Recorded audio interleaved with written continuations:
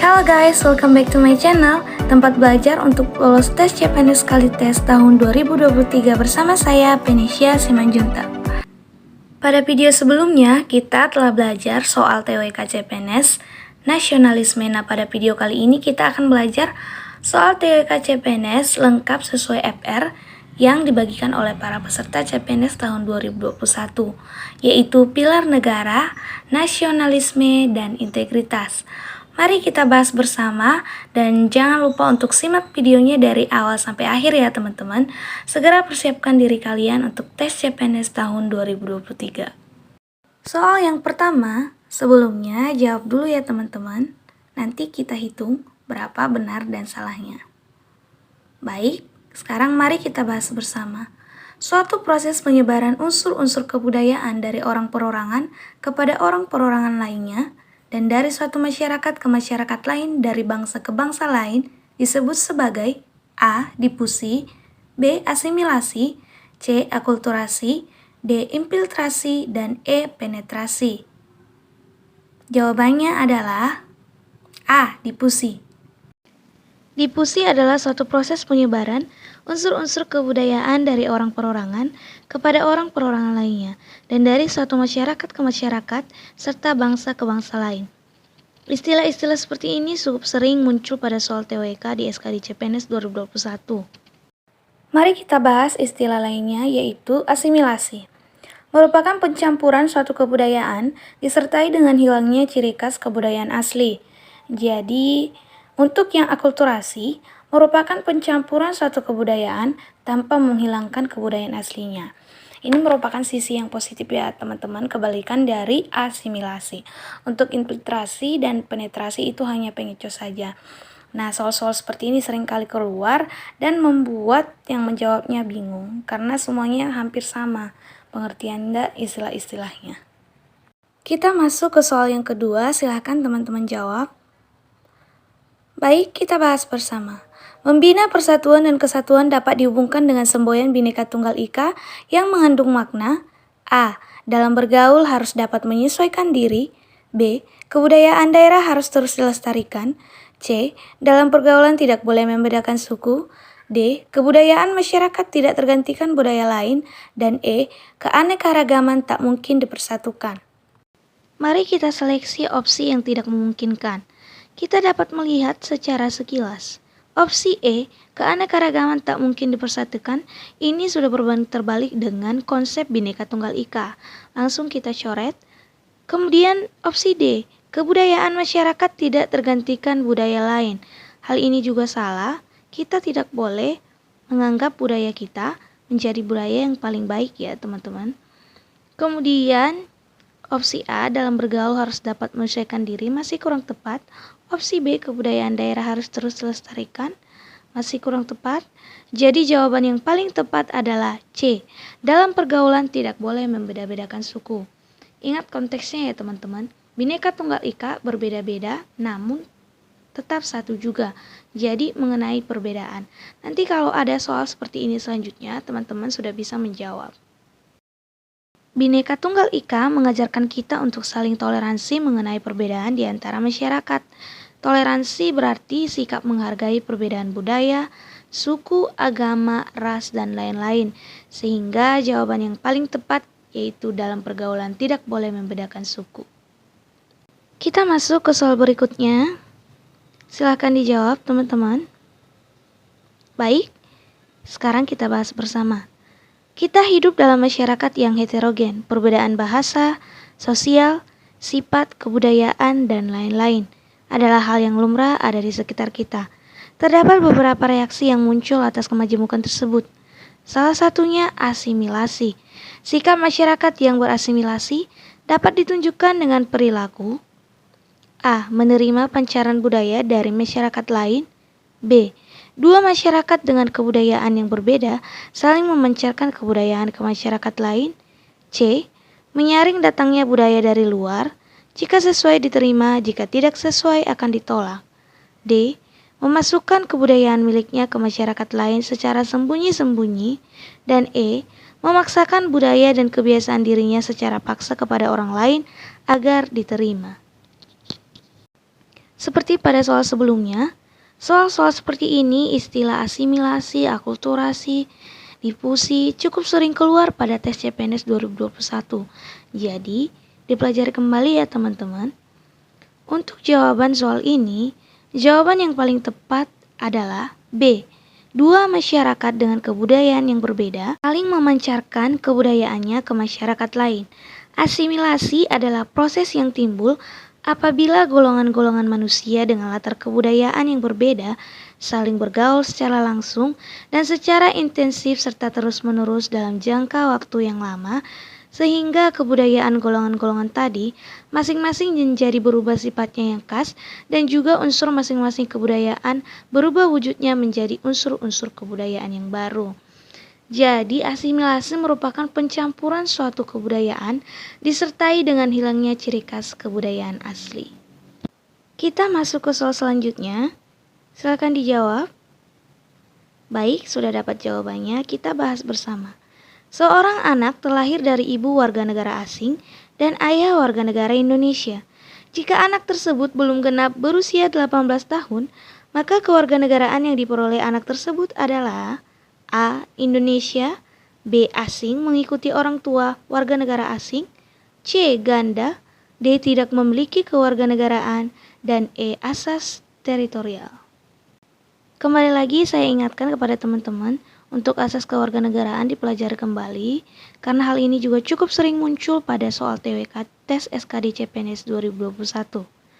Untuk soal ini, jawaban yang paling tepat adalah C. Ganda. Seperti pada Undang-Undang Nomor 12 Tahun 2006, khususnya pada pasal 6, dituliskan bahwa dalam hal status kewarganegaraan Republik Indonesia terhadap anak sebagaimana dimaksud dalam pasal 4, huruf C, huruf D, huruf H, dan huruf L, dan pasal 5 berakibat anak berwarganegaraan ganda setelah berusia 18 tahun atau sudah kawin, anak tersebut harus menyatakan memilih salah satu kewarganegaraannya. Nah, pada soal kasus kita tadi, anak pada kasus ini belum genap berusia 18 tahun, maka kewarganegaraan yang diperoleh adalah ganda. Setelah nanti usia 18 tahunnya sudah penuh, maka anak tersebut sudah dapat memilih dia berkewarganegaraan Indonesia ataupun warga negara asing. Soal selanjutnya, silakan dijawab. Baik, kita bahas bersama. Christian Gerald Alvaro Gonzalez atau yang lebih dikenal sebagai Christian Gonzalez merupakan pemain sepak bola dengan kewarganegaraan Uruguay. Namun karena proses naturalisasi, akhirnya pada 3 November 2010 ia resmi menjadi warga negara Indonesia dan dipanggil ke tim nasional sepak bola Indonesia.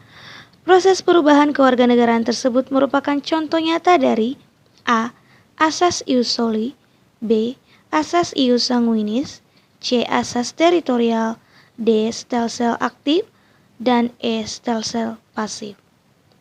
Cukup banyak ya teman-teman istilah-istilahnya. Jawaban yang paling tepat adalah D. Stelsel aktif. Jadi untuk proses perubahan kewarganegaraan ini ada dua stelsel, ada stelsel aktif dan stelsel pasif. Untuk stelsel aktif adalah secara aktif melakukan tindakan hukum untuk memperoleh kewarganegaraan misalnya melalui naturalisasi. Dan untuk stelsel pasif secara langsung menjadi warga negara tanpa melakukan tindakan hukum tertentu. Jadi jawaban yang paling tepat adalah D. Stelsel aktif. Untuk jawaban lain, asas ius sanguinis ini merupakan asas kewarganegaraan berdasarkan kewarganegaraan orang tua. Sedangkan untuk asas ius soli, kewarganegaraan berdasarkan tempat kelahiran. Jadi bisa dibedakan asas ius sanguinis itu merupakan berdasarkan orang tua, kemudian asas ius soli berdasarkan tempat kelahiran. Baik, kita masuk ke soal berikutnya. Silakan dijawab. Sasaran pembangunan nasional adalah membentuk manusia Indonesia seutuhnya. Berikut ini yang bukan termasuk maksud dari manusia Indonesia seutuhnya adalah A. Stimulasi, B. Ketentraman, C. Kepuasan, D. Berkecukupan, dan E. Merdeka. Jawabannya adalah E. Merdeka. Yang dimaksud dengan manusia Indonesia seutuhnya yaitu 1. Berkecukupan, 2. Kepuasan, 3 ketentraman, dan 4 stimulasi. Jadi yang tidak termasuk itu yaitu merdeka. Baik, kita masuk ke soal selanjutnya, silahkan dijawab kembali. Kita bahas bersama. Ibu X adalah salah satu pegawai senior di Kementerian Y. Sebagai pegawai senior, ia memiliki gaji yang cukup tinggi. Dengan gajinya yang tinggi tersebut, ia memiliki gaya hidup mewah dan sering melakukan pemborosan. Misalnya membeli tas bermerek internasional, koleksi perhiasan yang cukup mewah, dan lain-lain. Karena pemborosan dan gaya hidup mewahnya tersebut, gajinya yang tinggi selalu tidak cukup untuk menuntut gaya hidup mewahnya. Akibatnya, ia memiliki hutang di mana-mana.